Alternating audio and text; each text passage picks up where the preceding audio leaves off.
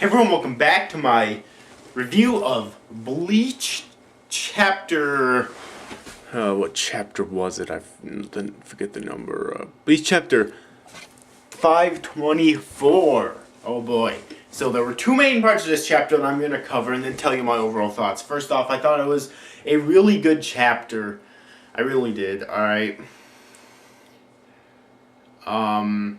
The first part of this chapter was with Ichigo and Renji talking with Nimaya, one of the Royal Guard members, and Nimaya introduces these basically these hundreds of Zanpakuto. However, they look like they all look exactly the same, and I forget the name that Nimaya gave them, but basically they're all apparently the same Zanpakuto.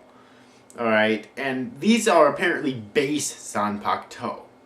What happens is that when Soul Reapers enter the Soul Reaper Academy, when spirits enter the Soul Reaper Academy, they're all given the same Zanpakuto, and they must be with it 24/7 basically. Alright, they have to eat with it, train with it, sleep with it, everything.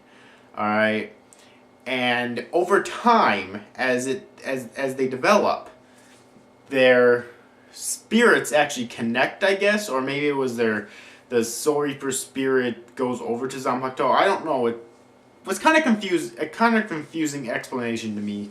All right, but basically the spirits form, because these are basically blank Zanpakutos. They're Zanpakutos without a name, without an individual power. Okay, and over time, the Soul Reaper actually unknowingly gives them that specific form, which I guess is probably known as Shikai.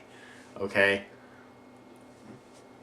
that explains a huge question, which was how is he the creator of all Zanpakuto if a Zanpakuto and a Soul Reaper are two halves of the same spirit? Well, there you go.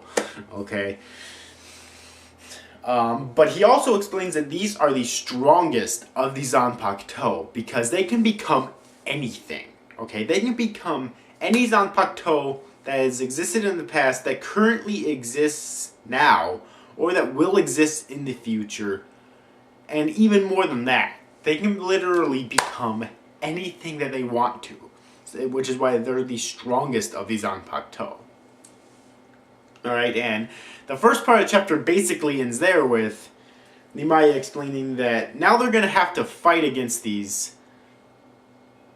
things, but here's the reason why. He explains at the very beginning of the chapter that Ichigo and Renji battle all wrong. They just swing their swords around, I guess, using them as blunt weapons. They don't really have a real connection with their Zanpakuto, which, for Ichigo, that never used to be true. Ichigo used to have a pretty close relationship with Zangetsu.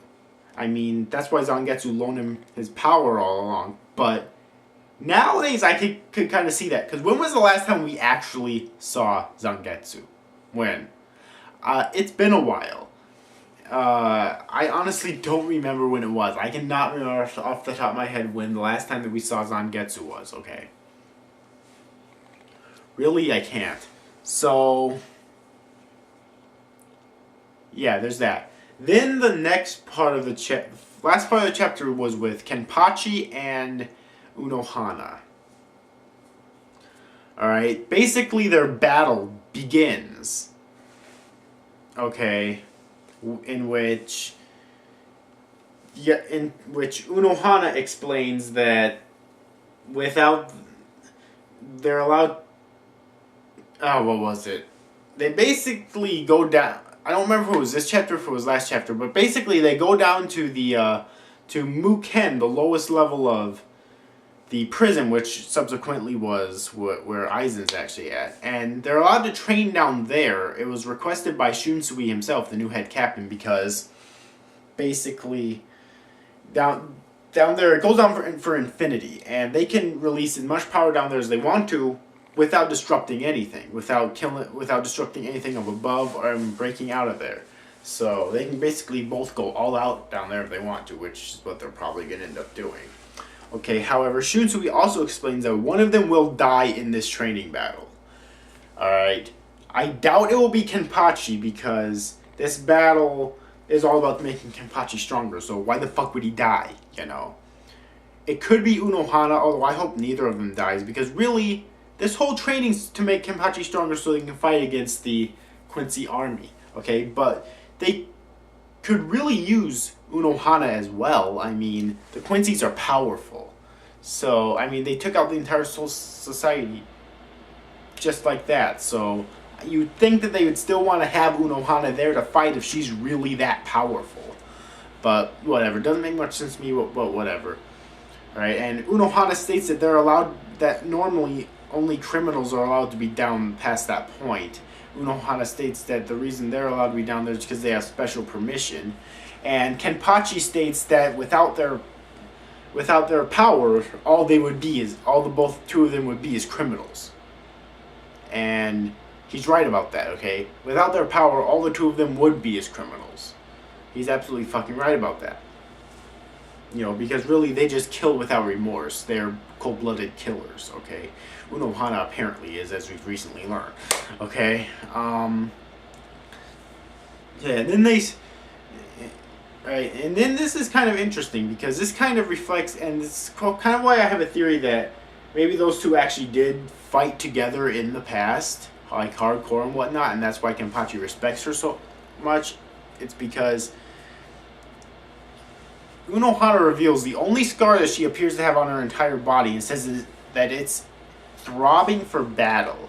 And then Kenpachi says that his scar, which of course, the only scar he has, which of course is we've known about for a while now, is also throbbing for battle. And then they start fighting.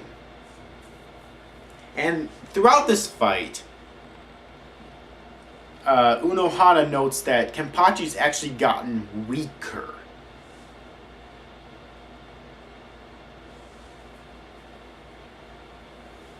Okay, let's just try to take this all in. Kenpachi's Araki has gotten weaker, huh?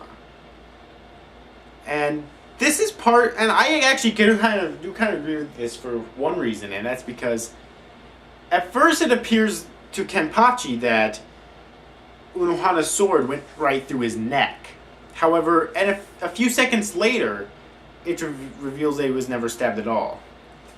If you remember, back in the Soul Society arc, when Ichigo first came face to face with Kenpachi, it appeared to Ichigo that Kenpachi's sword went straight through his heart.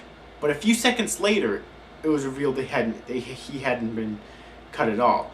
That's because Kenpachi's spirit pressure was so powerful. It overwhelmed Ichigo so much that he had appeared to be stricken when he really wasn't. Apparently that's the same thing that's happening to Kenpachi here with Unohana. At first I figured that it was because Unohana was just that much overwhelmingly more powerful than Zaraki. Okay, but apparently it's because he's gotten weaker than before. So tell me, how much stronger was he before the whole series began, if that's the case?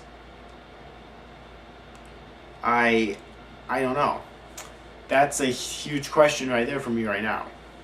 And then the chapter basically ends. So that was basically this chapter. I really enjoyed it. We learned some more things, so it was clearly a vital chapter.